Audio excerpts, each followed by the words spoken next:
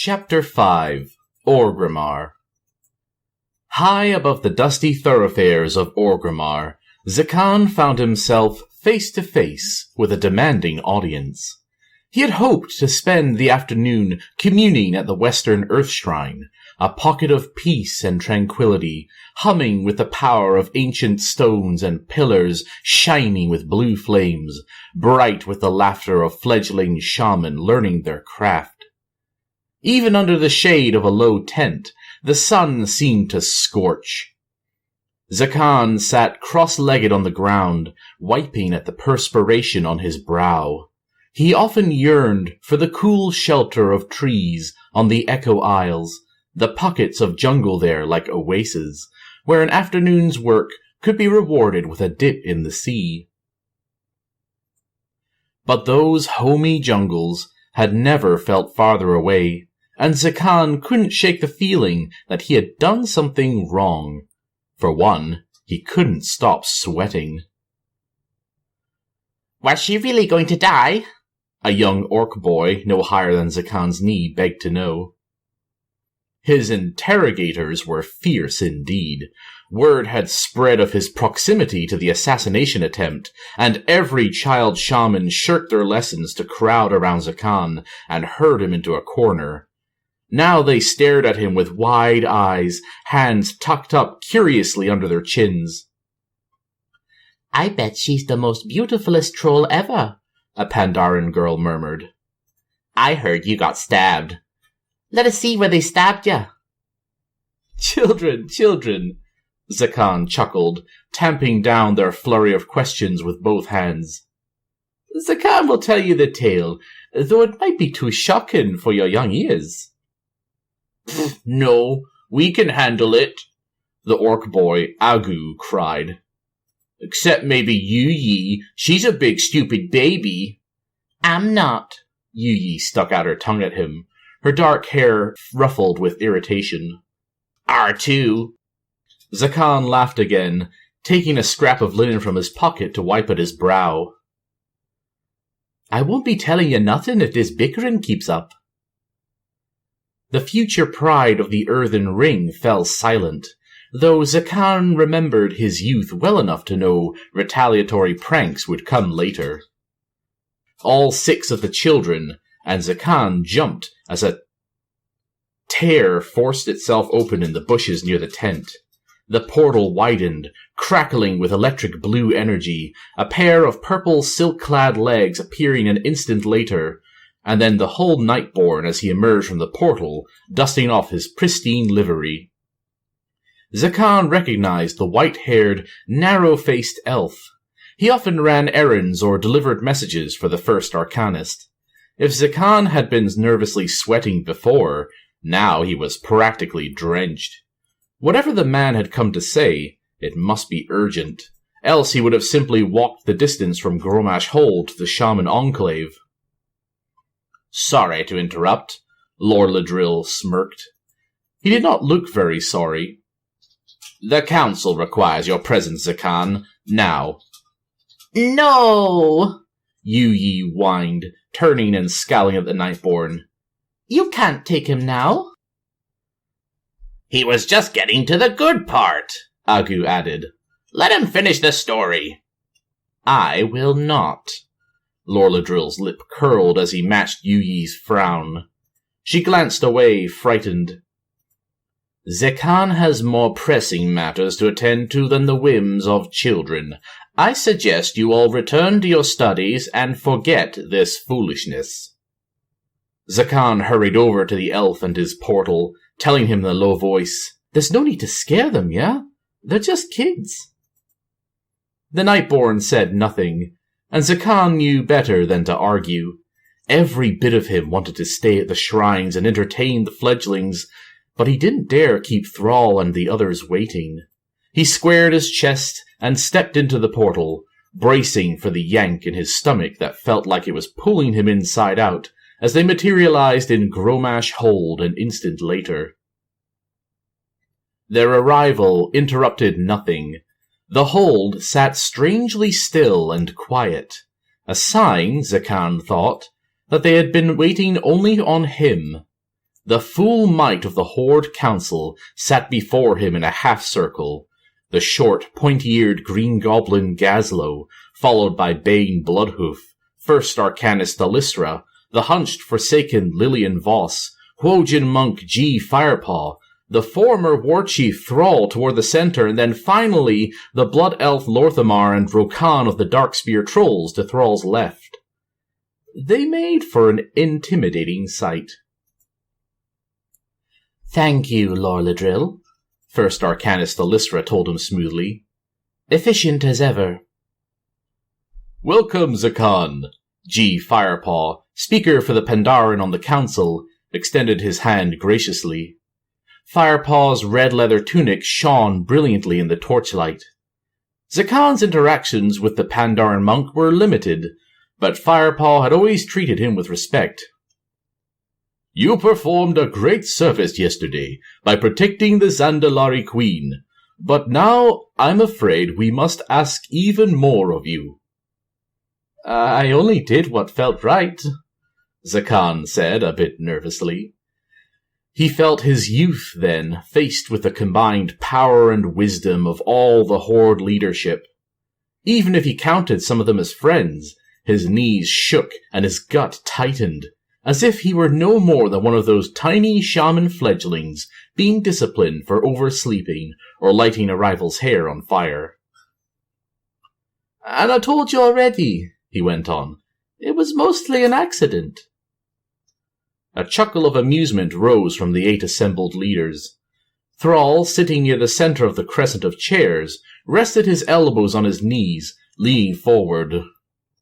"Perhaps, but when that troll drew a knife, you did not hesitate to put yourself between that blade and the Queen. An honorable instinct, an honorable act." Zakan smiled a little, releasing a pent-up breath. So he wasn't exactly in trouble then. That was good. Maybe they wanted to give him a commendation of some kind, or a promotion. "No good deed goes unpunished," Lorthamar said, reclining with relaxed grace back in his spiked chair, fingers tented. Zakan gulped. "Punished?" "Don't terrorize the boy," First Arcanist Thalysra chided gently, her eyes sparkling as she gazed across the room at Lorthamar. "We are extending a great honor, an opportunity to prove yourself to the Council, and to serve the Horde as ambassador to Zandalar." Ambassador? Him? Zakan snorted, but nobody laughed along with him. Oh, you're serious?" "Serious as an assassination attempt."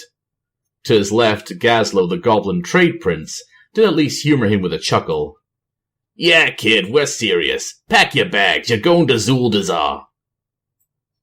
His immediate instinct was to look first to Thrall, then to Rokan, the 2 council members that he knew best. Rokan held his gaze for a moment, the old veteran shadow hunter with his massive tusks and beady black eyes gave him a single nod of confidence. "I've never been an ambassador before," Zakan replied, squeezing his hands together behind his back. "We need Talanji in this accord," Thrall explained to him steadily, slowly, as if the shock of the appointment had addled Zakan's wits. "She has lost faith in us, but you risk your life to protect her. Your youth and inexperience will be an asset, Zakan." "She will most likely underestimate you. Use that to your advantage. Be our eyes and ears," First Arcanist Thalysra suggested. "Report to us as often as you can," Lorthamar continued. "Any shifts in mood, any strange happenings in the city, any information at all you can gather on her is useful. We cannot lose her as an ally. Her city is strategically vital as a resupply point for our ships." Zakan listened so carefully he felt his ears twinge. The room fell silent again, and he forced himself not to shrink back.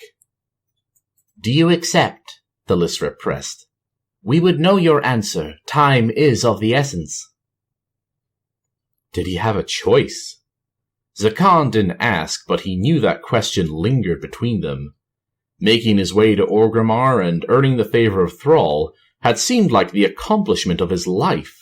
The war had carried him so far, from crumbling battlements in the company of a legendary soldier like Varrock Sorfang, to the cruel Mak'Gora before the gates of Orgrimmar that finally took the orc's life.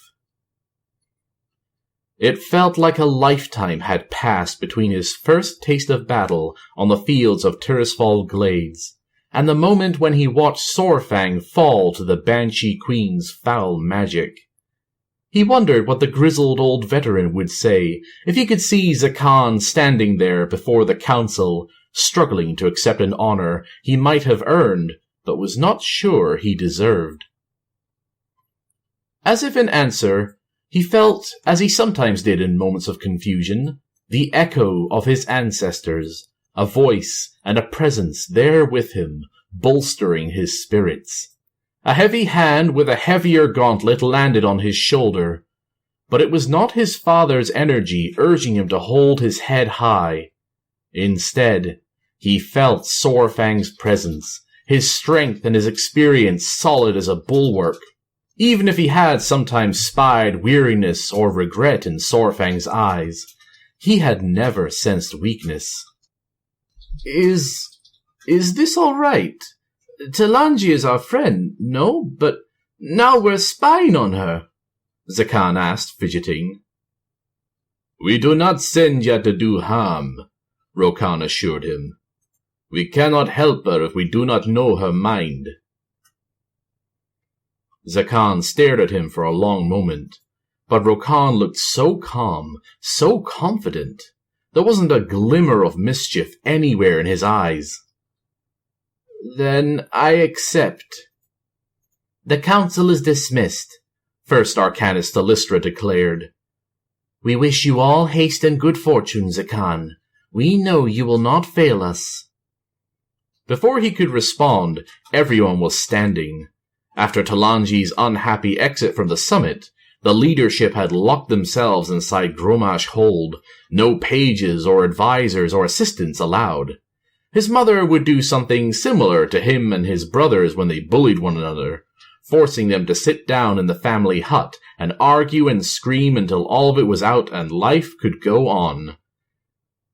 They were in the hold for hours and hours, but apparently all the screaming and arguing had worked. One by one, the leaders walked by him and out of the hold. Some clasped his forearm in a show of confidence. Others simply nodded. Gazlo gave him a wink.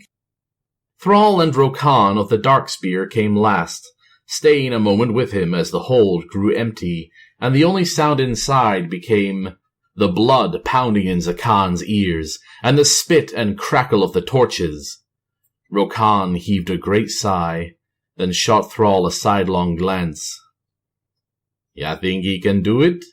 he asked, as if Zakan were not there at all. "I think the young queen will find his presence less revolting than mine or yours," Thrall said, half teasing. "Why?" Zakan's mouth had gone bone dry. "Why can't you go? I'm nobody." "Sorfang didn't think so," Thrall replied. "I don't think so either. There are things I must do, places I must go. Yuka brought dire news from the Earthen Ring, and while you take your place among the Zandalari, I will be taking my own journey. The council has decided that some of us must join Yuka in Nordrassil, to better understand the unrest in the spirit realm. There well, it is best simply to go and not hope."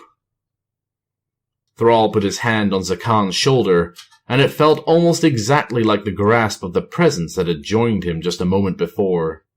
Then the orc left, braids swaying with each heavy tread, his chest canted forward slightly, as if the mantle of burdens and exhaustion he wore had finally grown too heavy to shoulder. "Take this." Rokan produced a dagger from his belt of many blades. It was light and well-balanced, with a series of enameled runes along the crossbar. "We sendin' you into a pit of vipers, boy. There'll be more assassins, more danger. You might have a shaman's power, but a blade on your belt means you're never unarmed, even when your strength is spent." Zakan took the dagger, cradling it carefully in both hands. "Thank you, Rokan, but I don't know how to fight well with it." The Darkspear troll took his thumb and pressed it hard to Zakan's temple. "It's instinct, all instinct. Think like a shaman, boy." He nodded to the dagger. "Fight like a soldier, and for your sake, blend like a shadow." Chapter 6 Stormwind. How many? The King of Stormwind listened to the final cathedral bells tolling, the day's last rays of sunlight spearing the stained glass windows above, casting a mournful blue and purple shadow across the high altar. It was a melancholy image, one that only widened the pit in Anduin's stomach. He waited in the echo of the bells, while the soft-spoken Bishop Arthur, clad all in cream, black, and gold, unlocked the door leading to the crypts beneath the Cathedral of Light. 6. The answer came from Anduin's close friend and trusted advisor, Gen Greymane, King of Gulneus. "Or rather, SI-7 discovered 6. No one can say how many were washed away by the tides." "More could be in hiding," High Exarch Turalyon pointed out. He stood tall and broad, his light-forged armor a polished and impressive silver and gold. Bearded, scarred, Turalyon looked every inch the tried and hardened warrior. The two men followed Anduin down the winding path that snaked into the catacombs.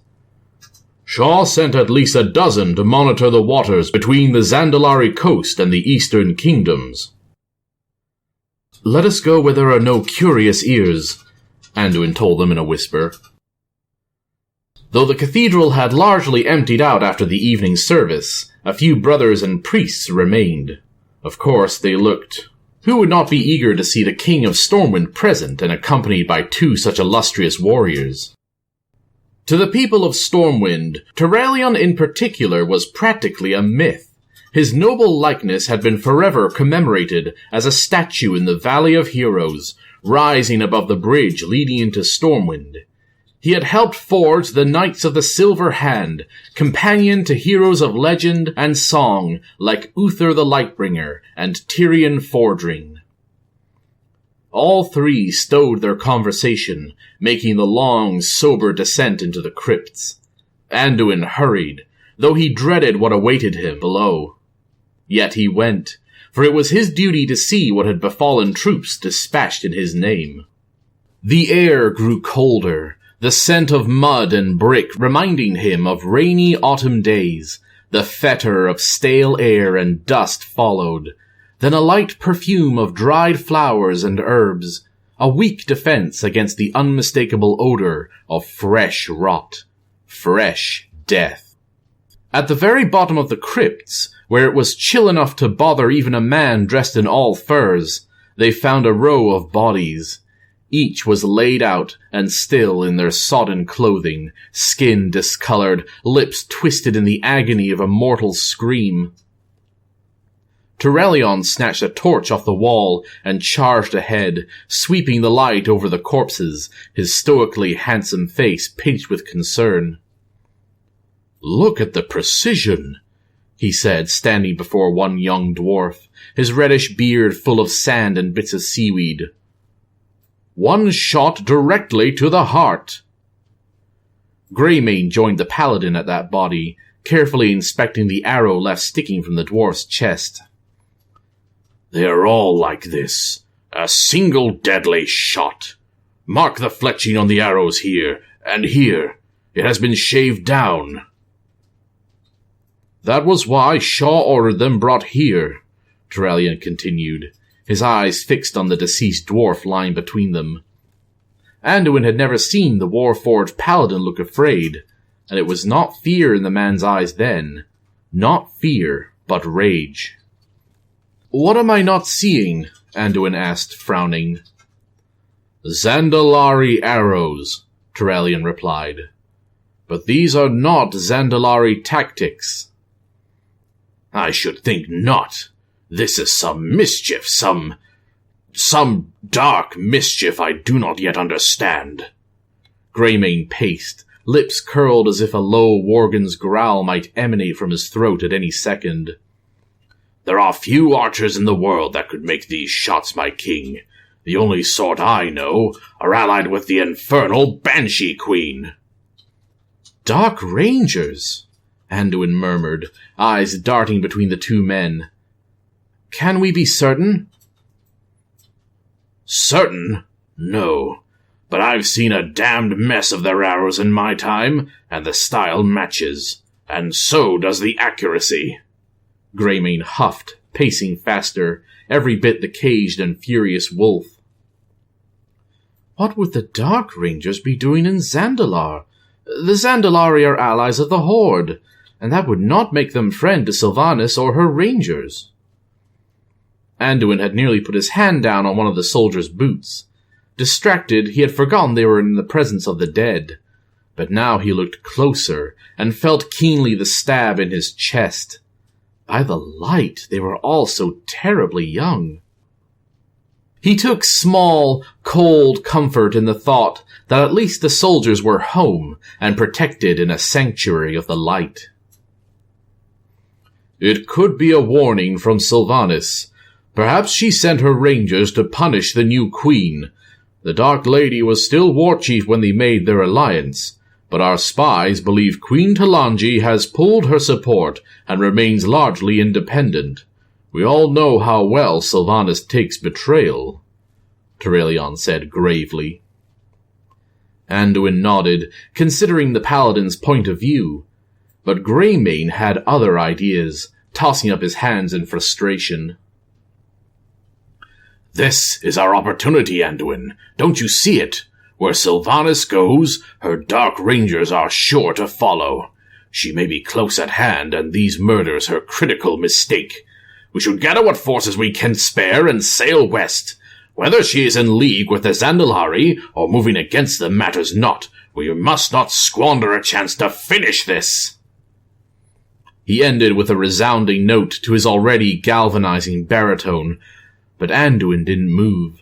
Instead, he stared resolutely at Turalyon, who appeared unconvinced at best.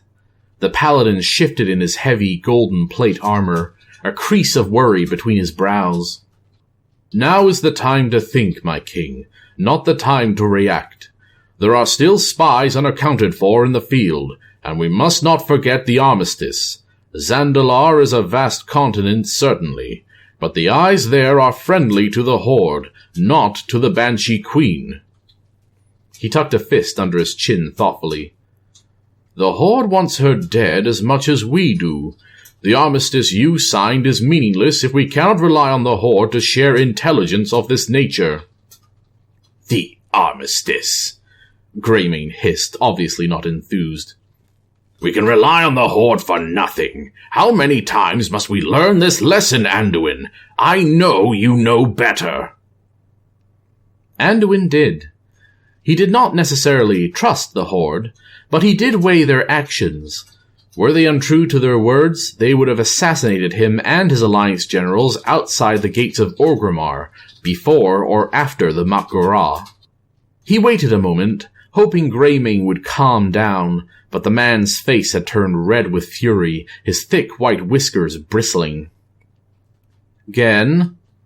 Anduin tore his eyes away from his advisor and friend, instead raking his gaze across the bodies laid before them. "Rash action has harmed us far more often than care and caution. I will not overcommit to what could be a diversion." High Exarch Turalyon nodded his agreement. "We must ask ourselves, why would Sylvanas go to Zandalar? What would she want there?" "What does it matter?" Greymane thundered. You said it yourself, Terrellion. The Zandalari queen pledged herself to Sylvanas first. Perhaps that vow remains true. Perhaps she has turned her back on the Horde, and even now shelters the traitor and her soldiers. He gestured to the fallen spies. Perhaps these brave few were killed for discovering the truth. Anduin had a duty to the truth, whatever it might be. Both men provided opinions he valued, but he could not deny that Terrellion offered the more tempting take. Still. I am reminded, my noble friends, Anduin began softly, of a day not so long ago, and not so far from here, a placid place in the Arathi Highlands, a gathering meant to be peaceful, a gathering meant to reunite families torn asunder by forces they could never have foreseen. He sighed, leaning forward, resting his knuckles on the edge of the stone slab. Human and forsaken families met in good faith, trying to find common ground and common love, and many did. For their trust, for their grace, they received only slaughter. He lifted his gaze to Greymane, who had gone mercifully still, the flush in his face fading.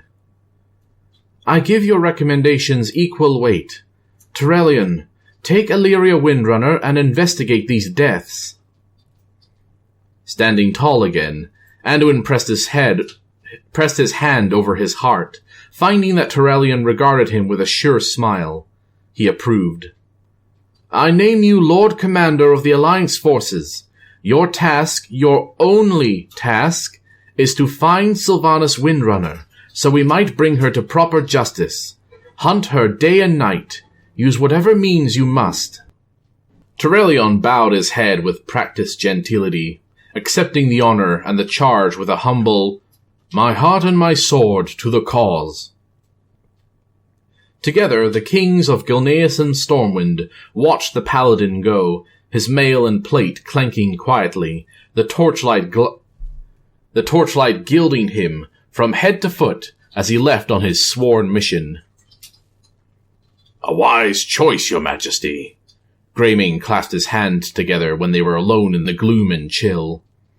Who knows what devil's tricks Queen Talanji learned from Sylvanas? There are insects under every rock in every kingdom, even your own.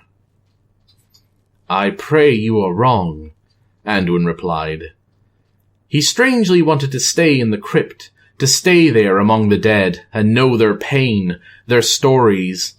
It seemed easier than facing another day of frustration and failure. But the bodies had to be washed, and the proper rites given. By the light, Gen, I will see them given all due honor. How can I write the name of every soldier in stone, on the star, so that they are never forgotten? They knew what it was to serve, Anduin. They were not expecting the life of a baker or tailor, Gen said, placing a mollifying hand on Anduin's back. They knew. Anduin turned away, shrugging off the man's hand. He felt the cold in his marrow as he left the safety of the torches. No, Gen. I don't think they did know. None of us do. None of us know what awaits us in death, what awaits us in the dark without a dawn. Chapter 7. Dazara Lore. The petitioner's request is hereby... Talanji felt every onlooker and gawker inhale with anticipation. She let the moment hang, enjoying the undivided attention. Of all the many tasks assigned to a queen, this might be her favorite. Granted. The word rained down from the throne like a handful of generously tossed coins. The audience in the council chamber erupted in cheers, and then there was the petitioner in question, a young girl no more than 17 years old. She blushed at the resounding appreciation of the crowd, her family rushing to embrace her. Her father, Bezime, hugged her tightest of all, having just given a heartfelt speech in his daughter's defense. If you must punish me, Queen Talanji, but do not punish my daughter. She is my light. She is the heart of our family, and all of our hopes go with her." His clear devotion to his daughter's happiness moved Talanji, reminding her of her own deeply missed father. Soldiers and ships Talanji might not have had to give, but gold she possessed, and gold the girl had needed. The girl, now beaming ear to pierced ear, Navre, bowed several times toward the throne, carried out of the chamber on a tide of goodwill. She belonged to one of the struggling noble houses that had been punished and shamed for their ties to the traitor Yasma. While Talanji traveled to Orgrimmar to treat with the Horde, the Zanchuli Council, comprised of warriors, priests, and advisors loyal to Talanji, had found the family cleared of any wrongdoing. That pronouncement did not, however, fill their depleted coffers with gold, and left the young troll Navre too impoverished to honorably marry her love, whose rich and admired family had avoided the stain of betrayal. Outside on the balcony, Navre's betrothed, Kila, waited, hands clasped nervously under her chin, her shoulders draped in a beautifully beaded cloak, preemptively celebratory. Now nothing stopped the two young girls from marrying, and Talanji felt a blossom of warmth over her heart as the petitioners made their triumphant exit, flowers and seeds tossed joyfully in the air. Kila had worn the right cloak after all. "Fortune and health to them both," the first and only Tortolan on the council, Lashk, murmured. "Happy small things," Jonok, bulwark of Torkali, added. The dire troll, far too large for any of the council seats, simply stood to Lashk's side. "Good to see. Boring, but good." 24 or so Zandalari mingled still in the council chambers, separated from where the council itself sat by tall steps. A series of more manageable stairs ran up the center toward where Talanji and the others heard cases and claims and handed down decisions. A spotless blue sky fell like a curtain behind the petitioners. The chamber opened to the outside and to the sky terrors, circling majestically over the city. It had been a long day, a grueling day. Petitioner after petitioner, request upon request. A queen's time was never truly her own. It was a sacrifice she made gladly. Her people were her greatest pride. "The light of the law shine on us. I think that was the last one." High Prelate Rata sighed, standing with a stretch. Yellowed bones protected her ribcage and shoulders, an unwashed spill of blue hair tumbling over one eye. Talanji had watched her nearly doze off as Navre presented her case. Minor house love stories were not the compelling cases Rata enjoyed adjudicating. Yet the crowd below them parted, a cry going up. Someone forced their way through, arms waving over their head as they shouted, grabbing the attention of all those left milling in the chamber. War Druid Loti sighed, slumping back in her chair, her tusk-adorned pauldrons clacking against the gold-enameled seat. "Gunk, carry me away, it never ends." "Is it true?" The troll shoving his way forward was tall, thin, 4 spikes of green hair jutting forward from his head. He had the sunburned, coarse look of a laborer, a heavy pack strapped to his back. "Is it true what they say? The Horde tried to kill the Queen. They want to depose her, take the city for themselves." Whatever peace they had hoped to bring to the chamber was broken. To her right, Lashk audibly groaned, his green beak falling into the cushion of his palm. "Justice!" someone below shouted. "Is it true? Justice! Horde defilers! Traitors!" Talanji leapt to her feet. "Silence now! Silence! These rumors are just that, rumors." Tired, exasperated, she fought for the right words, the quelling words. The last thing she needed was more unrest in the city. General Rakera had greeted her that morning with dire news. Word of the assassination attempt had reached Dazaralor, and worse, whispers of missing patrols, violence encroaching on the northern borders. "But we part of the Horde," a voice carried from below. "Who tried to kill our queen?" came another. "You want me to stab them all?" General Rakera whispered with a snort. Talanji glanced her way, managing a wry smile. "Yes, we are part of the Horde, but only if they support us as we deserve." She raised her voice, but the irritating, gossipy whispers persisted. They smelled scandal, more potent than blood. "They will meet our demands, the demands of Zandalar. We will not serve them unless they serve us too." "There! Look, one of them! Not our kind, not Zandalari! An assassin!" The cries and shocked calls crested again, an indignant tide, the petitioners below swarming, forming a shifting barrier around a new arrival. Talanji squinted, trying to make out just who had entered the council chambers. He had come flanked by 2 royal guards, their armor as embellished and beautiful as the stranger's clothes were simple and nondescript. Yet something about him scratched at Talanji's brain. She knew him. How did she know him? "Horde! He's from the Horde! Make him explain! You did not protect our queen! Why did you not protect her?" The troublemaker who had come with the pack and sunburned face turned quickly on the stranger.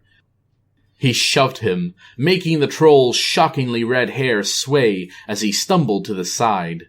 The guards intervened, but that only made the crowd rowdier. Soon, all Talanji could see of the new arrival was the top tufts of his hair and the royal guards' halberds towering above the throng. A strangled cry came from within the swirling mass of bodies. Talanji could not afford to have the death of a Horde ambassador on her hands. A rebellion grew in her city, and the death of her father had not yet been repaid. She might yet need the Horde, as much as it chafed her pride. "Stop!" Another cry. Even her own guard seemed swallowed by the chaos. "Stop! Let him pass!" At last Talanji's voice had the desired effect, freezing everyone in the room, resonant with a queen's power. The crowd stilled, then parted, and a narrow lane appeared, allowing the Horde troll to hurry forward. He brushed off his shoulders and arms, throwing a wary backward glance at the swarm, before taking a few shuffling steps toward the council stairs. "I know you," Talanji said softly, her memories of him at last becoming clear. She gestured toward the guard still stationed behind him. "Remove the petitioners. This meeting of the council is at an end. I will meet with this traveler." She had left Orgrimmar in such a hurry that she had never learned the troll's name. Now it struck her as a mistake, for while her relationship with the Horde Council remained in flux, this one jungle troll had saved her life. "Come," she called down to him. "State your business." The red-haired troll bowed artlessly, but with enthusiasm. "I'm here to serve as ambassador to the Horde. My name is Zakan. Ambassador Zakan." Talanji lifted a brow. "Ambassador?" General Rakera spat. "Try spy." Zakan nodded, pointing to the stunned general. "Yes, spy. Ambassador, spy, eyes, ears." He shrugged, laughing helplessly. "Nose, mouth. The Horde worry about ya. More than that, they want your friendship, Queen Talanji, and they won't be given up." "Evidently," she drawled, looking him up and down. "Well, they could have sent worse." They could have sent Thrall. Thrall, whom she might never trust for his stubborn loyalty to Jaina Proudmoore. The troll below her let out another nervous guffaw. "I'll take it." "You want Jonok smash him?" Jonok offered, more than capable of doing so, his bulk making him look like a dire horn among ants. "No, Jonok. He is under my protection." Talanji pressed her palms together, inspecting the ambassador for a long moment. Her instinct was to send him away. But then, what courtesy would that show when he had knocked the poisoned cup from the assassin's hand and then tossed himself in front of a deadly blade? She felt the burning gaze of her father spear through her, burning and disapproving. He had trusted her judgment when she invited the horde to Zandalar, believed her even after she went behind his back to do so. Even if it pained her to admit as much, Zakan deserved a chance. The troll fidgeted, nervous, young. She could find some use for him, or simply use his inexperience to gain information about her allies that he did not mean to give. "Approach, Ambassador Zakan.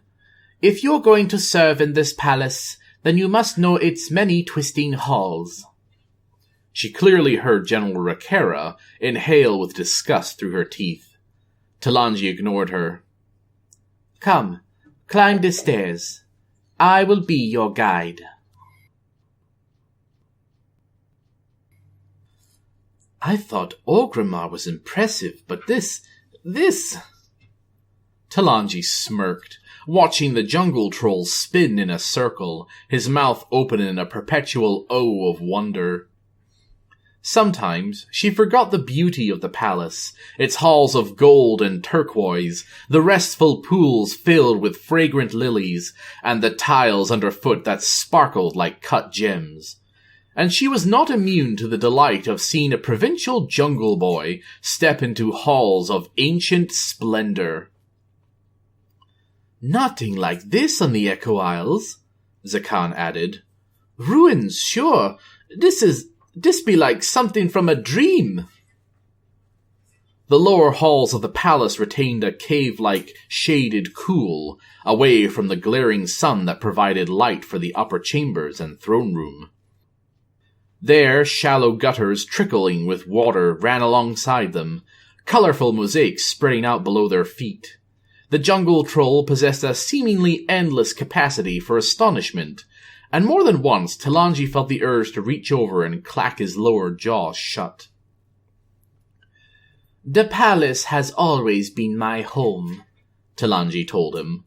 2 royal guards flanked them, maintaining a cautious distance. "I forget what it must look like to outsiders." "Ha!" Zakan clutched his belly and laughed. "My palace was sand and shrub. My whole village could fit in your royal closet." Talanji grinned as they rounded a corner and, distracted, she had not realized they had reached the heart of the pyramid. Her steps stuttered, and she struggled to keep her smile plastered on. She did whatever she could to avoid this wing of the palace. Just glancing down the corridor and into the tall golden hall filled her heart with dread. Something the matter?" Zakan asked, frowning. "Your Majesty?" "I remember loving this place. This hall." Talanji forced herself to take another step, and then another, trembling as memory overtook her, plunging her into darkness. The floors had been cleaned, of course, and the mess long ago sorted, but the place where her father died would forever be tainted. She could still feel the warmth leaving his flesh as she held him, the star-bright strength of his eyes fading, his hand becoming limp as Bwonsandi claimed his soul. Holding him there, the cold tiles biting into her knees, rage making her choke, she knew true loneliness. All her life, Rastakhan had watched over her, taught her, loved her, fighting to protect their legacy and their land, afraid, she had come to see, of only one thing: disappointing his daughter.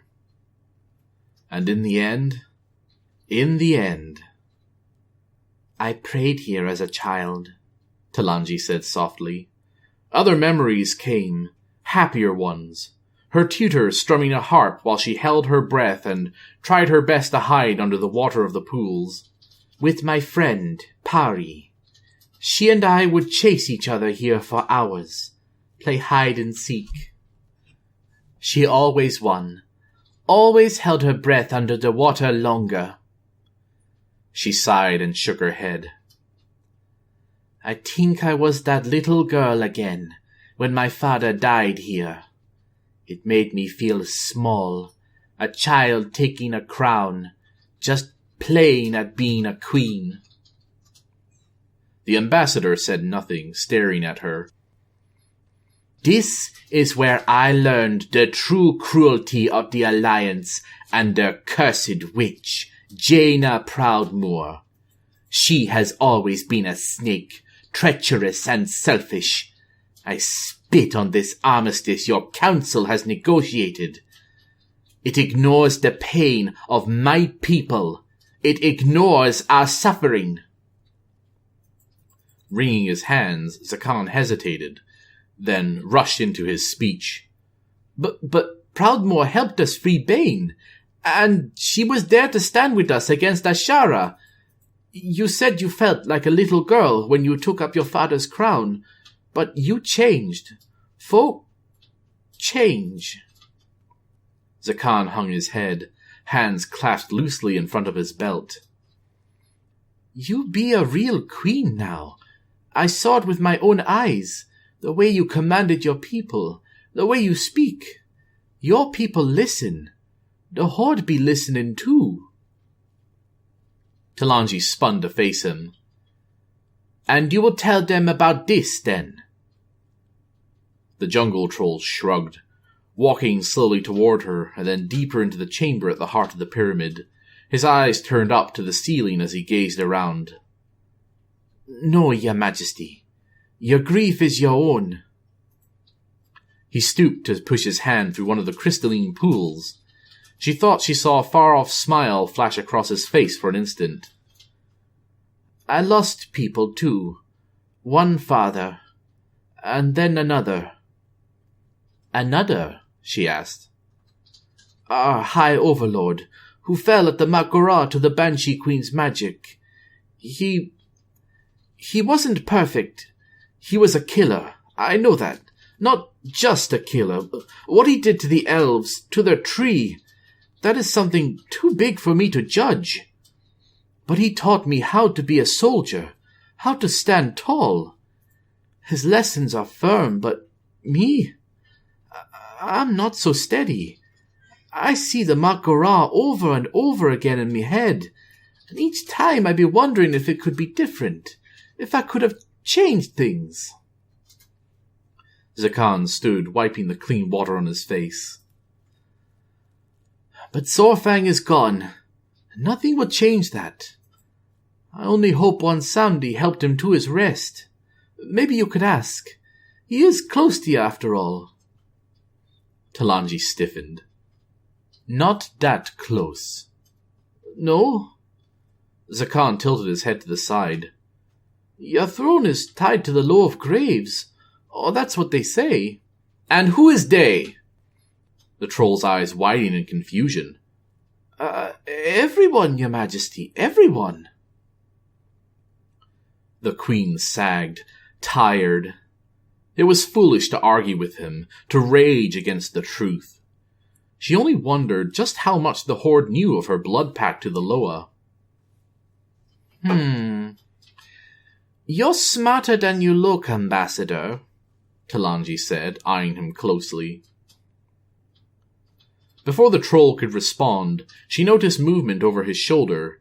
The two royal guards stationed at the open doorway to the chamber snapped to attention. One slid into the corridor, tall, bladed weapon at the ready. What is it? Talanji demanded, pushing past Zakan and toward the guards. My queen! The spear struck the guard in the unlucky gap between helm and breastplate. The protector, still living, swiveled to block the entrance to the chamber, keeping well clear of the sightline that had been her partner's doom. Talanji shrieked. Her first thought was, how? How could rebels make it so deep into the palace? The thought immediately followed was one of determination. I will not fall here, not where my father breathed his last. Stay behind me. The guard called back to them. Talanji scrambled to recall her name. She scrambled to remember anything. Breathe. Breathe. Her name was Maral, and she had stood in the vanguard during both the Blood Troll invasion and later the Alliance raid on the palace. A veteran. Reliable. Talanji sprang forward, joining Maral at the door, and Zakan followed close on her heels. The corridor filled with voices, bloodthirsty whoops that quieted eerily into a single unified chant. Hunt the Queen! Hunt the Queen! Hunt the Queen! Is there another way out of here? Zakan murmured, glancing over his shoulder several times. No. Talanji closed her eyes, gathering her powers to her hands. The Loa would protect them. This was her ground, her territory, and the strength of her ancestors and their gods would fly to her side. We stand here, and we fight. As the Queen commands. Zakan was not without defenses, pulling a dagger from his belt, the blade igniting with lightning as he held it high, imbuing it with power. They're coming! Maral shouted. Too many, Talanji thought. There are too many. In the chaos, she wasted no time counting, but at least a dozen lightly armored, spear-wielding trolls barreled into the chamber. The first two slammed hard into Maral's halberd, jolted back, falling into their brethren and creating an opening for a counterattack. Loa, protect us! Talanji cried, a shimmering shield bubbling forward from her open hands, enveloping her, Maral, and Zakan. A spear bounced uselessly off it, clattering to the floor. Maral swung her halberd down and out, striking the first two trolls, their faces streaked with white and black paint. To the floor. Striking the first two trolls, their faces streaked with white and black paint, to the floor. Blood leaked around them. It was no deterrent to the others, who did not hesitate to step on their fallen brethren and leap toward the royal guard. They dropped their weapons, both clinging to the long, sturdy handle of Maral's halberd, twisting against her until her grip failed, and she was forced to retreat behind Talanji's protective shield. Watch your head! The flames building on Zakan's dagger shot forward, taking one of the halberd thieves by surprise.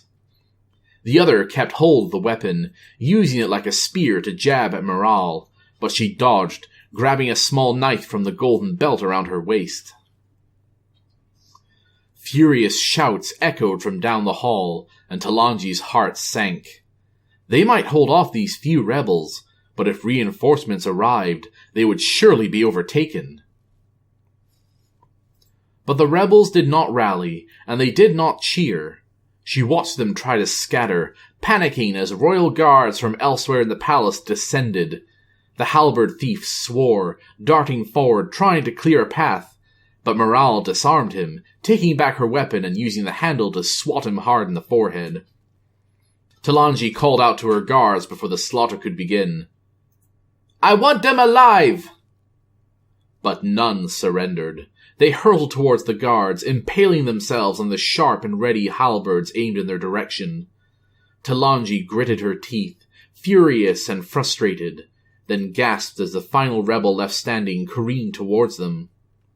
He wore a curious black mask, streaked with white, his eyes flashing crazed behind the slits as the edges of his body erupted in strange green flames.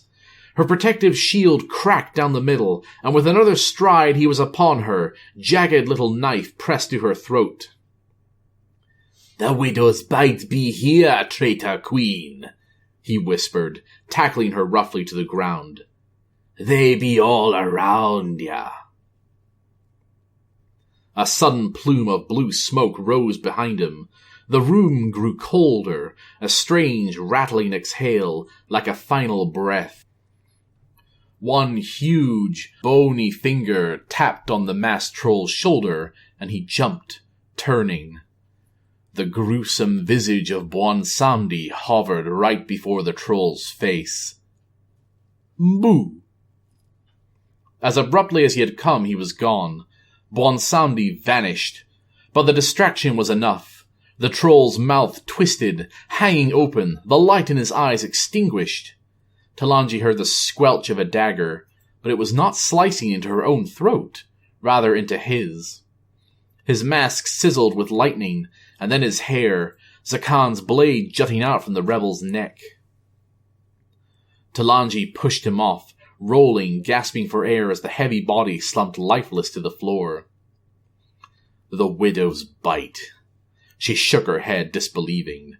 They were followers of Shadra, of Yasma, but both the Loa and the High Priestesses were dead. "The Queen!" her guards were crying, swarming to her side. "The Queen!" "Pah! I'm fine," she grunted, sitting up. "Tell me there are survivors." "None," Moral offered Talanji her hand. "They all rushed our blades, killing themselves."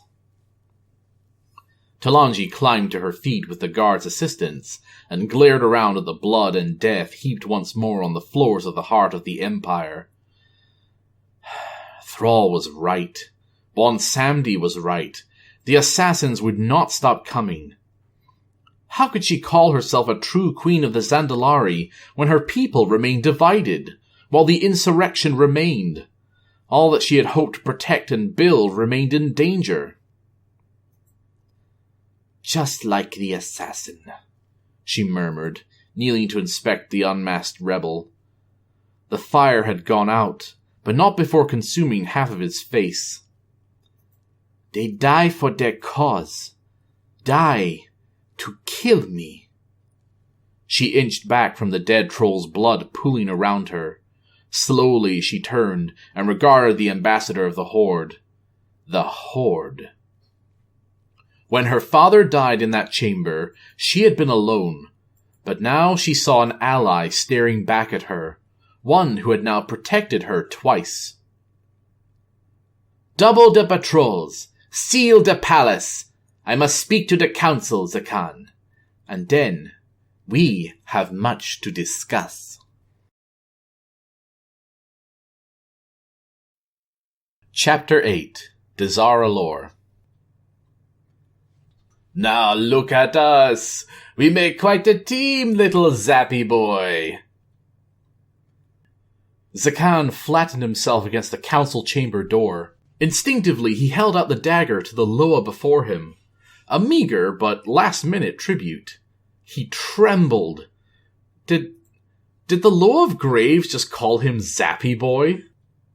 Who was he to argue? Especially with a god. Voices drifted out from inside, but his only concerns at the moment were the blood drying on his hand, and the Loa of Graves' Bwonsamdi levitating with a smile in front of a golden flower pot. Talanji had commanded Zakan to wait outside while she addressed the Zanchuli Council's concerns about the attack. She had not warned him that a god would be keeping him company. You're Bwonsamdi. What could you want with me?" Zakan stammered. Bwonsamdi didn't seem interested in his dagger, and it felt weird to hold it out on him still, so Zakan gingerly tucked it back into his belt. "Ah, so your mouth does work. And your eyes. That's good, boy. I could want one thing from ya, and that's to give my thanks." Zakan wasn't certain he had heard him right. "Thank me? For what?" "Protecting my investment." Zakan's mouth felt bone dry. A high, whining noise in his ears sounded a constant warning, and so he resorted to staring, worried he might say or do the wrong thing. He was, after all, speaking to a Loa. Growing up with tales of the trickster god had not left Zakan prepared to deal with the real thing. He was gigantic, and Zakan felt slightly nauseated in his presence. An aura of rot and darkness swirled around the Loa. Bwonsamdi snorted and then sighed dramatically. "Ya lives are all so adorably fleeting. Ya come and ya go, but some of ya be coming and going in more interesting ways." He tilted his head toward the council chamber. "Talanji?" "I don't know if that's true." Zakan scratched nervously at the back of his head, then remembered his hand was covered in blood and stopped. "It feels like I'm just in the right place at the right time." "And?" Bwonsamdi bellowed out a laugh. "How do you think the powerful become that way? It ain't always the smarts, let me assure you." Zakan shook his head, still pinned against the council door. The voices from within grew louder, more agitated. "I don't want power. I just want to make the Horde Council happy. They send me to watch the Queen. That's all I aim to do." Stroking his chin thoughtfully, Bwonsamdi leaned closer to the flower pot to his left, the flowers there recoiling, wilting. "So, what do you think of her then, our Queen?" Zakan held out his hand, the one still coated in the masked assassin's blood. I think she's in trouble." "Ya see clearly, boy," the Loa replied. His blue fire eyes burned hotter, and Zakan felt that sourness in his gut worsen. "There's trouble everywhere. A sickness fetters. Here with your horde, and in me own domain." Zakan swallowed around a bundle of thorns. The Loa drew closer, sizing him up. The stench of decay followed the god, clinging to him as strong as a blood elf's perfume. His eyes must have betrayed his fear. The Loa chuckled softly, bearing down on the troll until they were nose to nose. "Ya eyes tell me everything, boy," Bwonsamdi growled. "'Tis time I showed you my gratitude. Ya helped save the Queen twice now, and that deserves a gift. Will ye accept?" The ringing in Zakan's ears intensified. Never in his life had he expected to be dealing with a Loa directly, but he could practically hear his wise granny screaming at him from beyond the grave. How many stories had she told him that featured Bwonsamdi's legendary talent for tricks? He swallowed noisily again and glanced at his feet. "What's the gift?" "I can't tell you that. But I can tell you this. 'Tis a vision of death. A vision y'all be wanting to see. How about a gift for a gift?" Bwonsamdi's skeletal grin chilled Zakan to the bone. "Take this vision of death from me. In return, ya make sure one thing happens." "If I have to give you something in return, that's not a gift," Zakan muttered. "Do you want it or not, boy?" Bwonsamdi thundered. The corridor shook, the meeting inside the chamber silent, as if they too had heard the Loa's outburst. "What do I have to do?" Zakan asked. For a second time in as many days he found himself thinking, do I have a choice? "The Zandalari must remain with the Horde. She must sit on the council. Use all your considerable charms, boy, and make her see that this is the only way. It be best for Zandalar, and even better, best for me," the Loa said, nodding slowly as if hoping to fool the troll into nodding along with him. Maybe it wasn't a trick after all. Zakan was in Zuldazar for exactly that reason, to watch Talanji and hopefully sway her into trusting the Horde. It seemed, he thought with a grimace, too easy.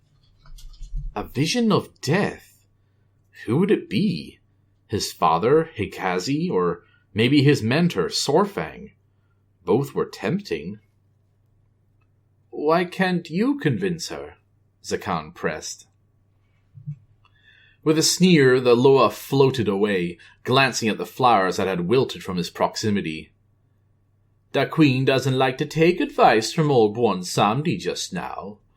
But she might listen to you, Inhaling deeply, he hoped his granny couldn't see him from beyond, or she would be deeply disappointed to hear him say, "Show me this vision." Bwonsamdi grinned, and the world went dark. Is this death? Did he kill me? For a long moment, all was quiet, and he squirmed helplessly in a void that stretched indefinitely around him. Something cool and damp tickled the backs of his arms and his nape. And then, in a blinding blink, the sun appeared, detonating like goblin dynamite, blowing a hole in the inky nothingness above. The muted sounds of somber voices and clanging spears came and went, and then all was the comforting din of nature. Insects whirred, wings clicking delicately against a sea of grass as vast as the formless void it had replaced.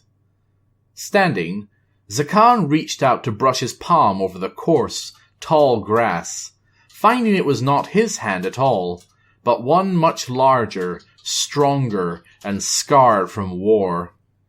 Ahead of him, a smattering of mountains grew out of the ground, then settled, and across the horizon a herd of talbuks scattered, startled by something. Someone. "Father, that was an easy shot. Don't tell me age has made you soft." A tanned orc with a shock of black hair jogged up to meet him, his golden eyes wrinkled at the corners from smiling. His face, while that of an orc in his prime, was terribly familiar to him. Wonderfully familiar. Dranosh. The orc reached for another arrow in the leather quiver slung over his shoulder. "Wake up! Another herd approaches. Mother will have our hides if we return empty-handed." Mother. Dranosh. Memories flooded him. Not his own, not Zakan's, but Varrock Sorefangs. These plains, each rock, each divot in the earth and hidden pool, were as known to him as the grip of his favorite axe. Home. He had come home.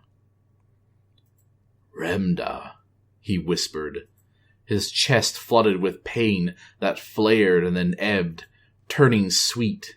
His wife, Sorefangs, they would be reunited, and beside the glow of a laden table and hearth, he would touch her face and run his thumb over lips long missed and almost forgotten. "Father?" His son waited, eyeing him as if he might be wounded or dull. "Yes, I'm ready, Dranosh. Lead on." Father and son turned toward the orange sun half-eaten by the horizon, bows drawn, strides matched, the hunt awaiting them on the broken plains of Draenor. That same sun blinded him again, devouring his vision, plunging Zakan back into the shapeless void that had held him before. It thumped with a heartbeat, lazy but rhythmic, and then with a nauseating snap, he felt the stone tiles of the palace slam into his feet. Reeling, Zakan touched his own face, finding it troll-shaped once more, and feeling tears there that he hadn't known were falling. To return to his body, to the realm of the living, felt like a warm embrace. Relief overcame him, and he leaned back gratefully against the chamber door. Bwonsamdi stared at him with the palpable impatience of a prisoner awaiting the judge's verdict. "Will it be like that for me?" he finally asked. "Will my father be waiting for me?" Bwonsamdi wagged a bony finger at him. "Now that would ruin the surprise. Did you see what you needed to see?" Zakan nodded. I think I did." And in accepting the vision, he had also taken Bwonsamdi's deal. Zakan shuddered. Chuckling, the Loa gave him a theatrical bow. Little Zakan, walking in the footsteps of giants. But keep your eyes up, eh? Even giants trip.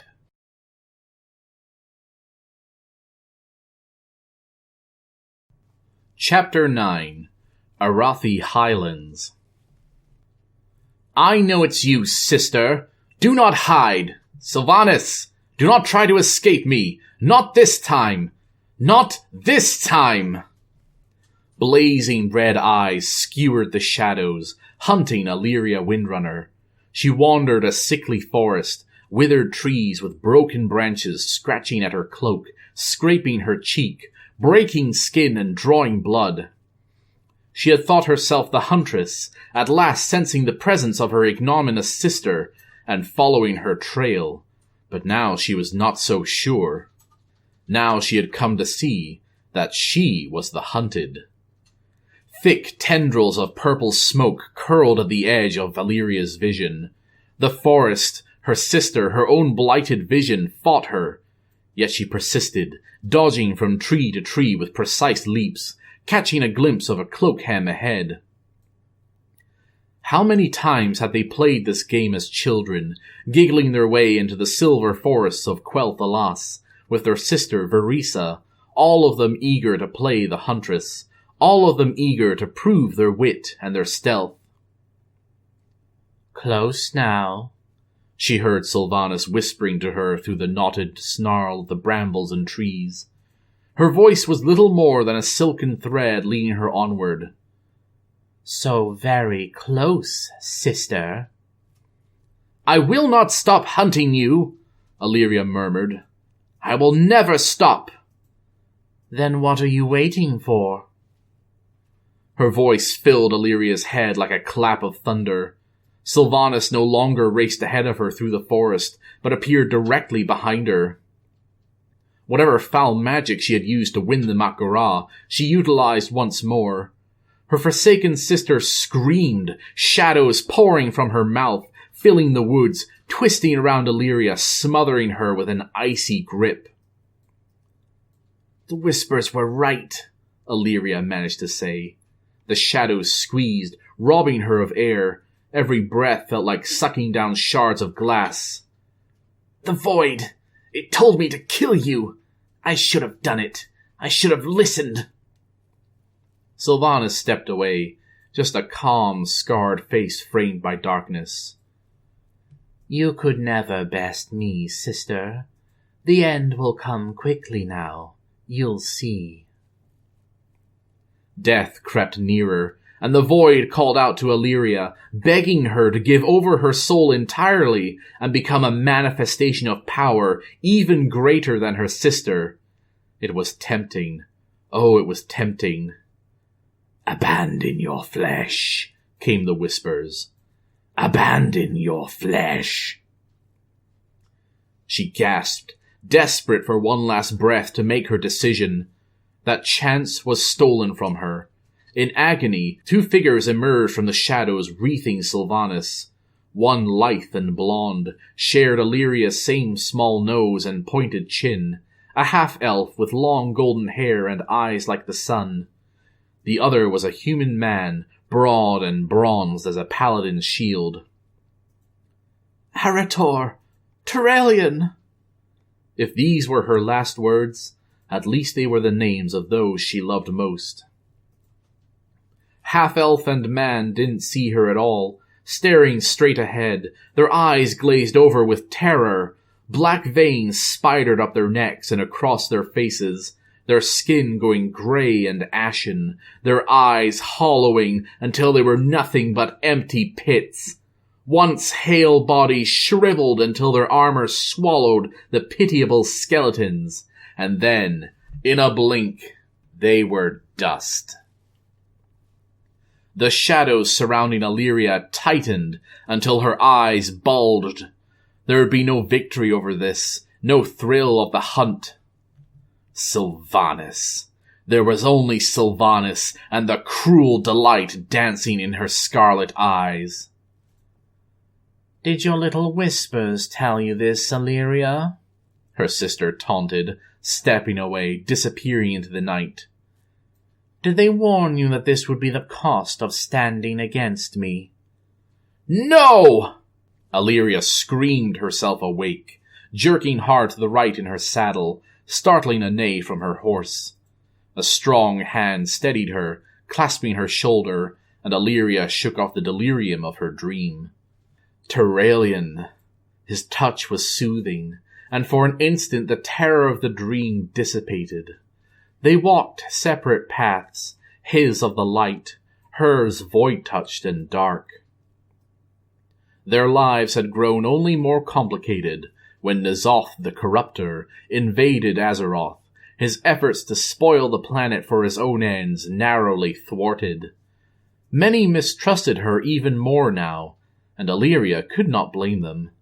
Turalyon doubtless had his concerns, but he was there, alive despite the nightmare's lies. He watched her closely, understandably grimacing with alarm. "We've been riding all night," he told her.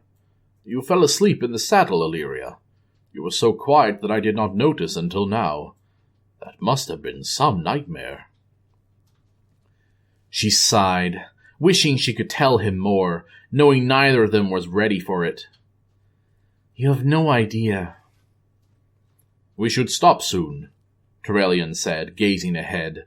His skin seemed to absorb the moonlight that filtered through the midnight clouds, giving him a pleasant glow. They had just returned to the Thandal Span, having combed the Highlands with 24 soldiers, searching for horde travelers fleeing Stromgarde Keep. As they journeyed, she and Turalyon slept in separate tents, Illyria lying awake at night, measuring the space between them, finding that when they were apart, she missed him. Now that he was near, she had no idea what to do with him.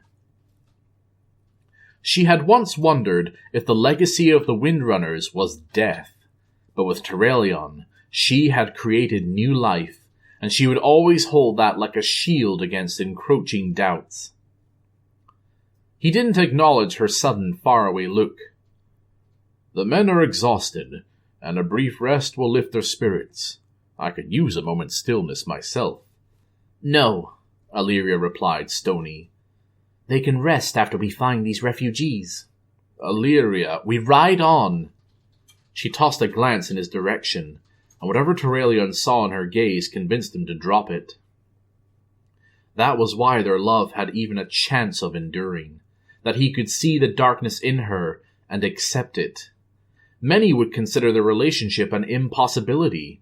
Turalyon, forged in the exalted light of the Naru Zira, and Illyria, imbued with the void energy of Lura, were for all appearances too different to coexist peacefully. But Illyria saw the poetry in it. There was no light without the shadow, and a bond like theirs, fashioned in the fires of tragedy and strife, was not easily sundered. "My lady, my lord!" The Void Elf captain, Kelosel Nightgiver, appeared out of a spatial rift just down the road, accompanied by one of Turalyon's loyal lieutenants, a light-forged Draenei of uncommon beauty who simply went by Sen. She kept her distance from Nightgiver, and shuddered with disgust as she quickly left the rift behind. The Lightforged probably thought that it would never spit her back out again. "What have you found?" Illyria demanded, spurring her horse to meet them. The riders at her back joined, but more slowly, no doubt weary from nearly 8 hours of patrol. The purple light of the rift still clung to Kelosel and Sen as she met them in the middle of the road. He gestured to a rise of hills north of the span. When Illyria squinted into the night, she noticed a thin ribbon of smoke rising toward the moors. "Just as Trollbane instructed," she heard Turalyon canter up to her side. "Are they on the move?" Illyria asked. The Draenei, her pearlescent hair swept into a crown of braids behind her horns, strode back toward the column of riders, seeking out her mount. "No, they look entrenched. Not much of a watch set, mostly women and children. These are not soldiers, my lady. Then we should take them now, before they can scuttle into the hills. Should we not be careful? Turalyon pressed, matching her speed as she spurred her horse into a gallop. The wind tore at his voice as he called to her above the rising din of hooves. If there truly is a Dark Ranger among them... A Dark Ranger would know to hide better, Illyria called back. And if by some chance she is among them, then we must strike and strike hard before she can run. The strike was swift, but not hard. They stormed north, veering along the edge of the hills, until they came upon a shallow clearing. There they found a ramshackle encampment of tents and dugouts, nestled against a mountain, cleverly hidden from the road and the span, but near enough to fresh water to be useful. Sagefish and meager raptor haunches dried on a makeshift rack, mounds of hare bones all that remained of a paltry supper. Captain Kellisel overcame the one sleepy troll on watch, a precise, focused frost shard striking him in the chest, incapacitating the troll but not doing any real harm. These were, as their scouts assured them, farmers and families, not a trained fighter among them. Half of the Alliance detachment dismounted, while the other half formed a tight circle around the camp, cutting off any avenues of escape, while Turalyon, Illyria, and the Draenei Sen approached the central fire, recently out and visibly smoking. None of you will be harmed, so long as you remain calm and answer our questions, Illyria shouted over the shrieks of fear. She watched a robed Forsaken man stand guard in front of a family of frightened orcs, mother and child, the baby wailing inconsolably. A toddler crouched beside the orc mother, a boy with most of his teeth yet to come in. Their eyes were wide, sunken with hunger. Illyria fell quiet, letting the refugees whisper among themselves for a moment, while Turalyon stood beside her, his weight to one side, left hand resting on his sword hilt. "This may be a dead end," he said in a low tone. She shook her head, resolute. Daneth Trollbane assured me his outriders spotted a cloaked woman, red eyes, armed. She was with a group of civilians. Subtly, so the refugees could not see, she pointed to the southwest. The Alliance spies washed up not far from here, and Trollbane's riders glimpsed what sounds remarkably like a Dark Ranger in the region. Yes, it would be one hell of a coincidence. One of them knows something, Illyria stated, swiveling to examine the nervous faces spread out before her. One of them will talk. Alliance dogs. The Forsaken in heavy black robes shuffled forward. He had once been a tall, large man, but the curse of the undead and time had put a pronounced bend in his spine. The remnants of a black beard clung to his exposed jaw. Where is your compassion? These are innocents, homeless and starving, just pawns in your endless war. You speak for all, then? Illyria asked, her gaze sharpening on the Forsaken. She noticed flecks of herb sticking to his collar, his bony fingers discolored by some sort of green paste. The whispers began, as they always did, cold and hissing, as ephemeral as shadow. Twist his brittle bones until he speaks, crack them open, find the marrow, spill his secrets. I speak, that is all, the Forsaken grumbled. If someone must stand up, it will be me. We have no intention of shedding blood here this night, Turalyon told him, calm but firm. Give us the information we seek, and we will send you on your way with what blankets and provisions we can spare from our packs. At that, the assembled civilians exchanged looks, some of them hopeful, others suspicious. As Turalyon dealt with the mouthy Forsaken, Illyria's gaze fell again on the mother orc and her children, drawn there by some tendril of curiosity. The void often guided her in this way, always seeking deception, always on the hunt for the darkness every creature harbored within. At first, she had only seen the woman's hunger, but now she saw something else. The orc huddled close to the ground, rocking back and forth, never daring to glance at any of the soldiers surrounding her. Furtive. Nervous. Distracted, Illyria almost didn't see the little orc boy jump up in his loincloth, a thin blanket around his shoulders, flapping like a cape as he dashed toward them, tiny tusks bared in a warrior's roar. "Zun, no!" the mother cried. Terelia knelt, grabbing the orc around the waist and swinging him around, depositing him back on the grass with a low chuckle. "Not today, boy." "Spare him, please!" The orc mother squeezed her infant, weeping into his wrappings. Illyria crouched and placed both hands on the orc child, steadying him, waiting until his big brown eyes snapped to hers. He was afraid, certainly, but imbued with a wild and young courage. "Can you understand me?" she asked. The boy, Zun, gave a single nod. "I will tell you, Zun, what I told my own son when he picked up his first blade and played at being a soldier," Illyria said gently. She remembered the moment as if it were happening all over again. The frosty winter day, the shards of pale sun brightening the courtyard in Stormwind Keep, Arator's mischievous smile as he swung the wooden sword high over his head, aiming for a frog, but swinging into a pillar instead. Another woman's heart might have swelled with pride, but Illyria had felt only sadness. "Whatever your elders have told you, war is not glory. War is seeing people at their very worst and choosing to protect them anyway. Go back to your mother, and do not forget what I told you." She spun Zun around and sent him racing past Terelion and the Forsaken into the grateful arms of the waiting orc. At last she gazed up at Illyria, and the whispers grew louder, more insistent, all but deafening Illyria with their certainty. Her! "She is the one," Illyria said coldly, just for Terelion. "I will speak with her privately." "Illyria, wait!"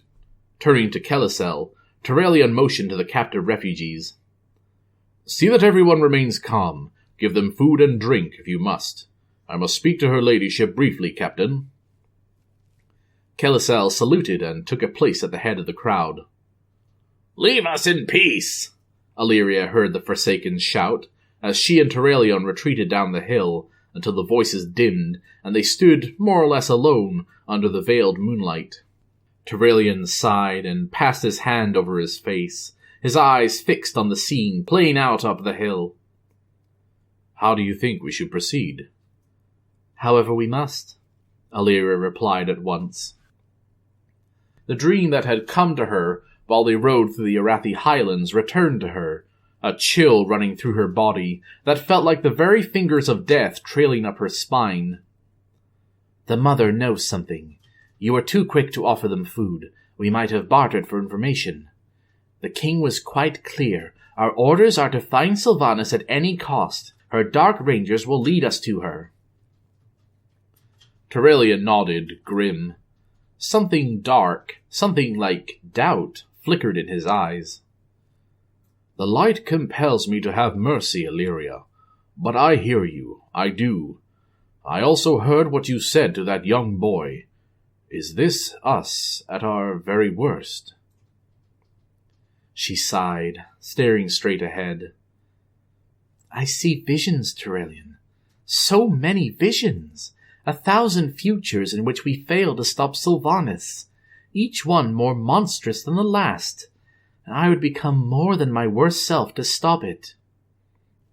"Yet the void often lies," Terelion pointed out. "Of course it does. I do not blindly believe. I question and I wonder what the void seeks to tell me, what wisdom is buried in the deceit. And after peeling away the layers of horror and destruction, I have come to a single conclusion, that no matter what, complacency and inaction will be our doom. We have our orders. It gives me no pleasure to interrogate civilians, Terelion, but what choice do we have?" Let me talk with her, please. Give me a chance to pursue this the right way. Though time be short and our task dire, let us not forget who we are, what principles separate us from Sylvanas and their ilk. He reached out toward her, and Illyria felt him close the distance between them, in word and bond, and she relented. Were she in void form, that touch would have burned him like a brand. In that moment, it felt like a bomb. Very well. Speak with the mother. Turelion managed a vanishing smile, then marched back toward the orc mother, crouching, his back to Illyria as he began speaking to her. Moving a little closer, Illyria pretended to inspect the perimeter, instead listening intently to their exchange, though it proved not to be a discussion at all, but rather Turelion beating his head against a stubborn brick wall. "Tell me your name, please," he said gently. "You may have mine first. I am Turelion, Lord Commander of the Alliance, but you need not fear me or any of us. We have no desire for bloodshed, only information. Now, please, madam, your name." The orc hesitated for a long time, then muttered something Illyria couldn't hear. "Thank you. May I ask you some questions?" "Ask," was all she said. Turelion did, several times, nicely, more directly than with growing impatience. He tried bribing her with an escort, volunteering to give her safe passage to wherever she and her family pleased. Nothing. He called over Sen, having her take the mother a measure of wine and fruit from the soldier's supply. The orc refused to talk, avoiding even his most mundane questions. She drank her wine and munched her fruit, and stared at Turelion as if he were dimmer than a cobalt candle. Irritated, Turelion reminded her that the Alliance would be gone and stop bothering them the moment she chose to cooperate. The orc had nothing but a shrug for him. When nearly an hour had passed with no change or improvement in the orc's attitude, Illyria watched Turelion rise, knees creaking, and then return to her. He looked as if those 50 minutes had aged him as many years. "Her mouth's clamped shut tighter than a dark water clam." "I noticed," Illyria muttered. "What do we do?" Illyria knew what she wanted to do. No, what needed to be done. But she had to hear it from Turelion too. He glanced at her from under his lashes, rubbing his stubbled jaw. "It's easy to say what we must, but that is not so, is it?" "Turelion, how many more hours should we waste? It is her. Her stubbornness only proves it. She refuses to speak because she knows she will incriminate herself or the others." Illyria gestured broadly to the troops still watching over the horde refugees. "We could question the others," he scrambled to say. Or take the information we need. Take it now." He glanced at her askew again. "Is this who we have become?" Under different circumstances, under a different moon, his words might have wounded her, but Illyria shook them off without hesitation. "My sister has not known a worthy adversary for a time now," Illyria whispered. "She has outsmarted, outplayed, and outwitted us because she is not shackled by good or evil. She is freed by her own willingness to pursue the mission, no matter the cost." "Was that admiration I heard in your voice just now?" Illyria sighed distantly. "There is nothing left of my sister to admire. Were she here, now, I would fill her head with visions of terror until it burst like a boil." That settled it for Turelion. He turned and began the plodding journey back up the slope. "Whatever the cost, then," he said. "Whatever the cost." The refugees had been given a few horse blankets and hunks of bread by the time they returned to the camp, but the soldiers maintained a tight perimeter, torches flaring, illuminating the 10 nervous faces of the refugees. They smelled strongly of unwashed bodies and smoke, But Illyria quashed her pity, approaching the orc mother and looming over her. "What is your name?" Illyria demanded. She handed a small piece of black bread to her boy, and then shooed him away. The forsaken apothecary hurried over, glowering, taking the babe from the orc's arms and sheltering the young boy behind his robes. The orc refused to reply, sitting cross-legged at Illyria's feet. "Her name is Gauzes," Tyrellian informed her. "Tell me what you know about the Dark Ranger that traveled with you recently," Illyria said, feeling a rush of dark energy flood from her toes to her fingers. The void called. It wanted her to ferret out the secrets. It wanted her to poke and pry and do so with her void-given powers. Gauzes grunted and glanced away, but her knee bounced erratically, betraying her. "What would a Dark Ranger want with us?" "An excellent question," Illyria replied. "What did she want with you, and where is she now? Answer us, and we will be on our way." Gauzes growled again and spat on the ground, narrowly missing the tip of Illyria's pointed boot. "Wrong answer." The void invaded the orc's mind easily, readily, commanded by Illyria's experienced hands, guided by her knowledge of its capabilities. The Old Ones could use the smallest thought to drive a person mad, to wrench any information they wanted from an unwilling, tormented subject. Gauzes clutched the sides of her head, gasping, her eyes snapping open, suddenly glowing with eerie light. "Hold her," Illyria whispered. Tyrellian did as she asked, reaching out with one gloved hand, golden cuffs glittering with the light, wrapped tightly around the orc's wrists and ankles, chains bursting forth and securing her to the earth. The world fell away, leaving Illyria within the orc's mind. She sifted through memories and thoughts like fingers combing through sand, each second that passed plunging the woman into greater agony. "This is the cost. This is the cost." It would haunt her forever, but that was the cost.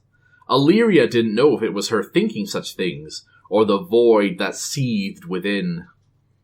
A pair of red eyes caught her attention, a clear memory of a pale-skinned woman with curling blue hair and red flowers tattooed around her eyes. A Calderai twisted by her sister's undead touch. Teldrassil had burned, and then the Calderai Rangers had died trying to defend it, and then they were not even allowed the dignity of peace. No, they were raised to serve a monster. The orc woman shrieked, tears pouring down her face, her back bending at strange angles as she fought the pain tunneling through her mind. "Stop it! Stop it! For pity's sake, let her go! I will tell you of the Dark Ranger. I swore an oath of silence, we all did. The Ranger demanded it. But I will tell you whatever you wish to know."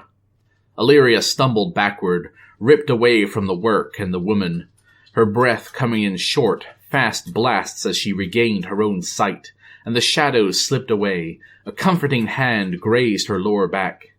Tyrellian. Catching her breath, she whirled on the Forsaken with the beard, the one who had interrupted. Gauzes collapsed in a heap, her young son running to tug on her sleeve. "She travelled not half a day with us a week past," he hurried on, throwing concerned glances at the trembling orc. He still held the woman's babe. It had ceased crying, snuffling into the armpit of his robe. "Please do not hurt her again. I will tell you anything. Anything." "Just the truth," Illyria said coolly, collecting herself. "Where did she happen upon you?" Tyrellian demanded. The Forsaken pointed to the north. "Off the road near Stromgard. She was coming from Hillsbrad, or so she told us. Had some trouble with her steed. It threw her and she hurt her wrist badly. Then the raptors tried to have a nibble." He reached into his robes, and every soldier in the vicinity touched their weapons, but he only drew out a small red pouch. "I'm a healer, you see, an apothecary. Apothecary Cotley. I look after these people you see here, and I looked after her." Illyria nodded. This was good. This was progress. Go on. What happened after you healed her? Did she say anything? A woman of few words, but I set the bone and wrapped it, and then she was on her way, he explained. Had to go south, she said, and quick like. Thaldir's Cove. She was charting a boat. Any names?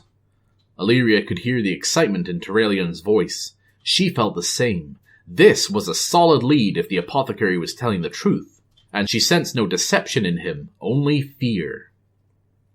Apothecary Cotley frowned and rubbed at the bald skull on the back of his head. He bounced the baby in his right arm absent-mindedly. Only hers. Something. Vizrin. Thank you, Terrellion told him, inclining his head respectfully. You have been most helpful, apothecary. They turned away, and as soon as they did, the Forsaken rushed to the orc woman, kneeling and feeling for her pulse. She groaned and thrashed, babbling incoherently. Her body would mend at once, and her mind would recover in time, but the process would be slow and uncomfortable. There would be scars. Illyria had no room left in her heart for regrets, yet somehow it wormed its way in, cold and steady, paining her every step. Captain Kellisel approached, his torch bathing them in heat. Your orders? Give them more food and blankets, whatever water we can spare, Illyria replied, beginning the short walk back to their mounts. Urge them to find somewhere else to go. The Witherbark will find and raid them otherwise. And the apothecary? Kellisel called after them. Take him to Stormwind. He may know more, and we cannot afford to miss a single detail.